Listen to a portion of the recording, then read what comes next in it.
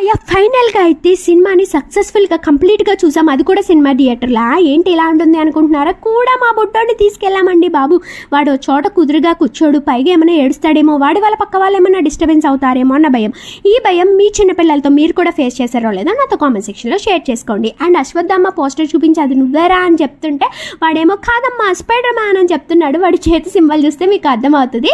ఇంతకీ అది నువ్వే అని ఎందుకు వాడితో అన్నాను అంటే వాడి పేరు కూడా అదేనండి. అంటే అశ్వత్థామ అనే పేరులోంచి అశ్వత్ అనే పేరు కట్ చేసి వాడికి సెలెక్ట్ చేసి పెట్టామన్నమాట. నాకు అప్పుడే తెలిసింది అశ్వత్థామ ఇంకా బతికే ఉన్నారా అని.